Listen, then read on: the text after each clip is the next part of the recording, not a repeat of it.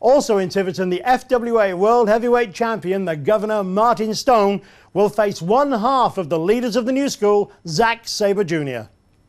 Despite the obvious size difference, Sabre recently proved in his match against a heavyweight House of Pain Styx that he is more than a match for the larger men. I was explaining before Chris Roberts threw out Marty Skirl and Paul Malin, that Styx is an angry man at the moment.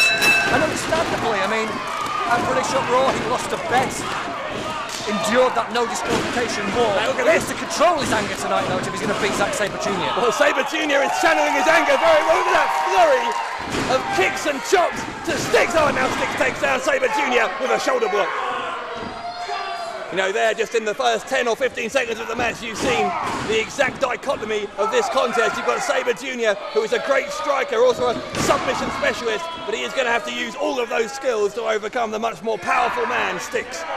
Look at the fury on the face of the heavyweight House of Pain, and no wonder. The man was attacked during that match we were talking about at British Up Raw. He and Malin were wrestling Project Ego. They got attacked by the Daredevil Dragons. They got attacked by Retro Pop. And then Styx got chained to the entranceway like some kind of zoo beast. I mean, what's all that about? Well, my heart bleeds. It was beautiful karma, I would say, but Sabre Jr. takes down Styx, rolls him through. He's got the shoulders down. Interesting pinning predicament, but he only gets two. Instantly, Sabre, he went for the kick. Styx grabs him. What an incredible fast pace in this contest. And Sabre Jr. with a kick to the chest of Styx. Styx to the outside. He bills himself as the hardest kicker in European wrestling. Styx had the first one scouted. He couldn't get out of the way. The second one, though. And here comes Zack Sabre Jr. Well, Styx saw it coming. Oh, watch out the bar. Here comes Sabre with a kick. What's this now from Styx? Northern Exposure beating the leaders in that best of three. Sabre won't have forgotten that. He's going for that. He's got an abdominal stretch.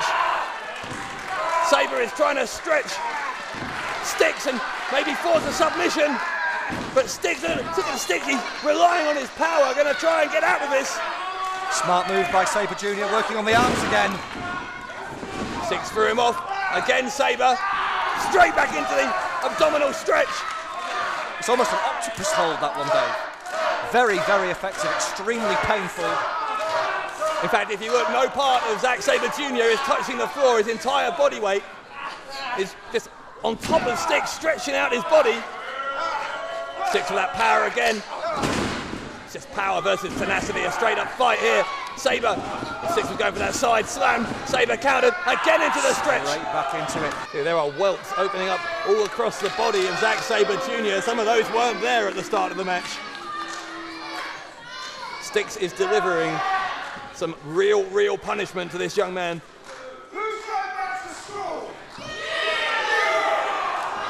Oh, Styx stops to taunt the crowd. He may pay for it. There's those kicks of fury from Zack Sabre Jr. Sabre to the ropes, and again. Oh, and Styx once again. And Sabre is out on his feet after that. Oh no, he's not. Sabre ducks a clothesline. Running kick to the side of the head.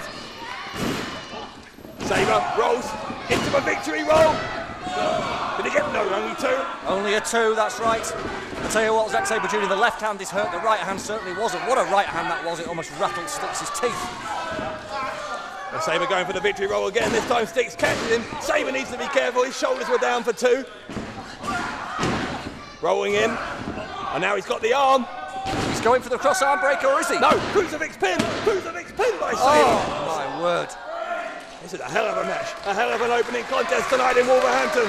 Do you know, Zack Sabre Jr., I don't often give him credit or the leaders credit, but I'm seeing improvements from him tonight. I'm seeing smart wrestling. Faked the cross arm breaker, which he knew Styx would be going for. Instead, rolled him into a pinning combination, and then there's that huge kick again. And here he comes again. Sabre, oh no, he's caught, no, he's not caught. Cross arm breaker by Sabre. Will Styx tap? Will Styx have to tap? Right in the middle of the ring. Sabre is cinching back. Cinching hard, trying to hyperextend the elbow. And now we'll find out if those octopus holds earlier on, those kicks, those strikes have worn Styx down sufficiently in the late stages of a match. This non-title match between Stone and Sabre has the potential to be a true FWA classic.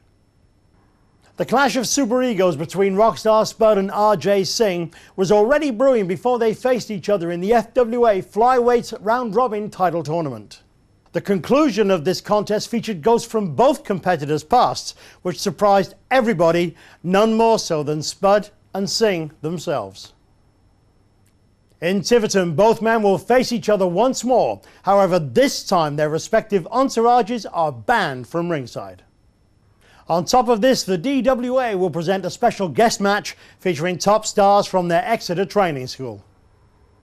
Frontline cameras will be at Tiverton to record the event, but if you want to experience it live, go to www.fwauk.com. That's almost all the time we have for this edition of Frontline, but before we go, this past week FWA management announced one more match for Hope and Glory at Wolverhampton Civic Hall on August 28th. Last week we spoke about the brewing tensions between several members of the FWA's tag team division. As a way to address the situation, the four men with these issues will now be entered into a four corners match at Hope and Glory.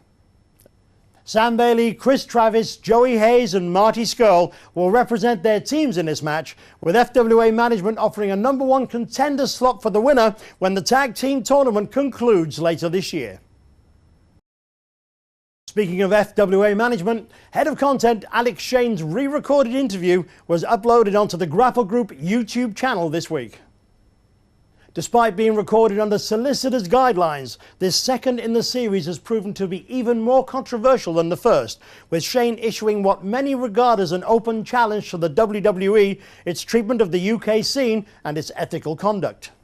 The interview is not to be missed, and the first of 6 parts can now be found on the Grapple Group YouTube channel. That's all we have time for on this episode, but this is what you can expect to see on next week's show. With the countdown to Hope and Glory now firmly on, Doug Williams takes some shocking precautions to ensure that the conspiracy he's learned regarding several of the world's top wrestling promotions reaches the UK press. Death Valley driver, Stone, cover, Willie keep the belt right here, Willie, no, Kincaid. Oh, we saw this.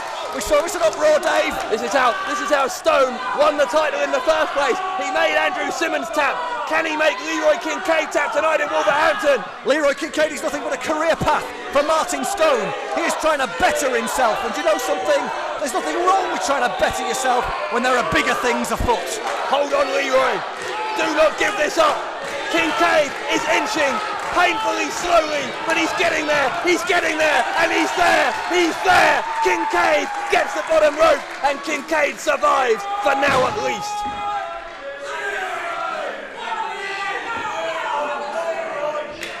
This is your moment, Leroy.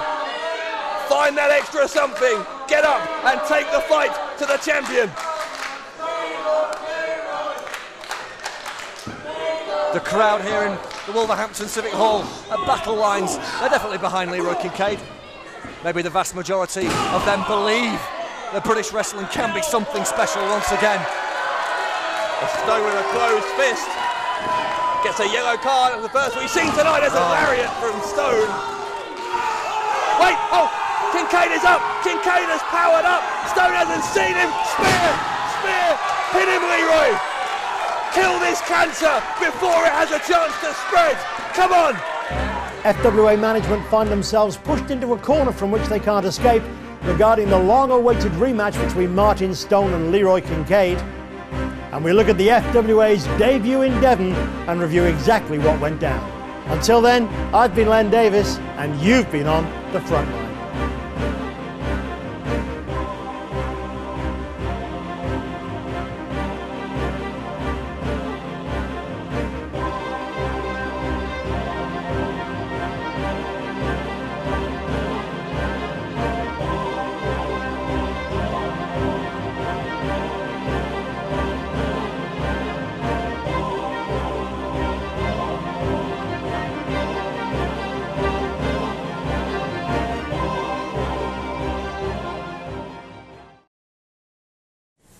This is the resistance, and we need your help.